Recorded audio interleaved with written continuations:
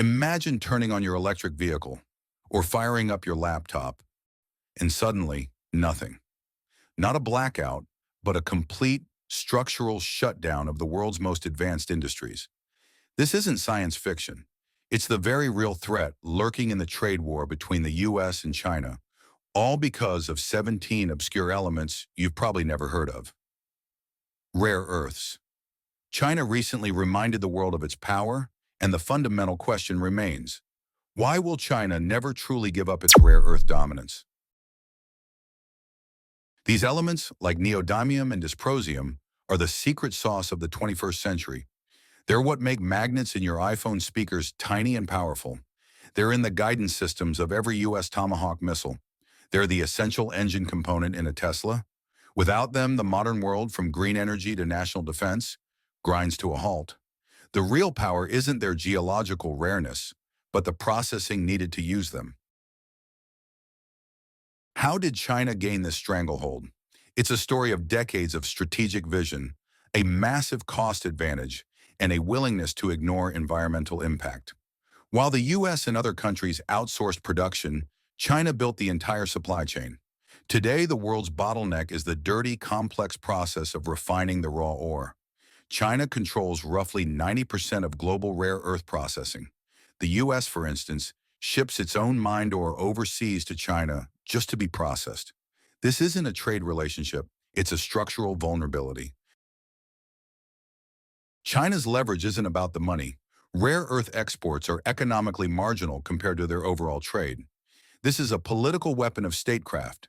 Deng Xiaoping famously said, "The Middle East has oil and China has rare earths." China will not give up this power for three strategic reasons.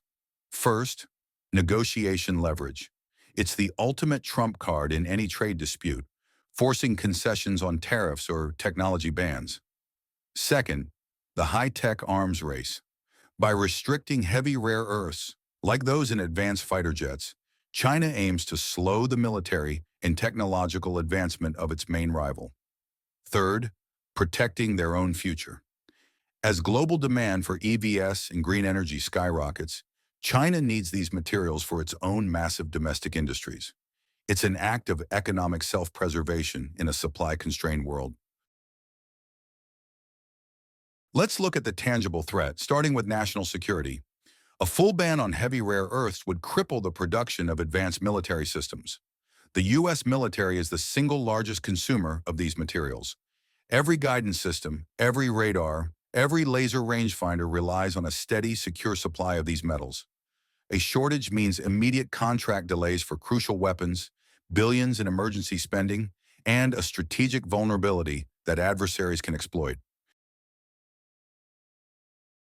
The economic ripple effects extend far beyond the battlefield.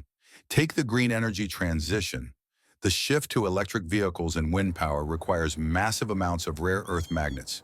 A shortage means an immediate jump in EV prices, slower adoption, and a failure to meet climate goals. Furthermore, the ongoing tech war is heavily focused on semiconductors and AI. Minerals like gallium and germanium, often linked to the rare earth supply chain, are essential for the most advanced chips. Disrupting this supply directly undermines America's AI and digital future. The sword of Damocles hangs over the US economy. Washington is finally treating this as a national security emergency. They're moving at what Treasury Secretary Scott Bessent called warp speed to build independent supply chains. The strategy focuses on three pillars. 1.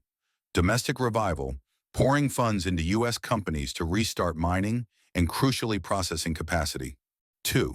Ally shoring, creating deep government-backed partnerships with reliable allies like Australia and Canada to secure non-Chinese supply. 3.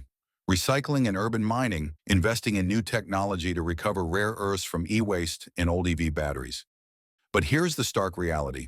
Building a new mine and refinery takes 10 to 15 years. China has a decade-long head start, and that time asymmetry is its greatest defense. The current temporary trade truce is just a footnote. The core reality is that China holds the ultimate strategic leverage in the technology and defense sectors, and it will not surrender this power. Its dominance isn't an accident of geology. It's a strategic fortress.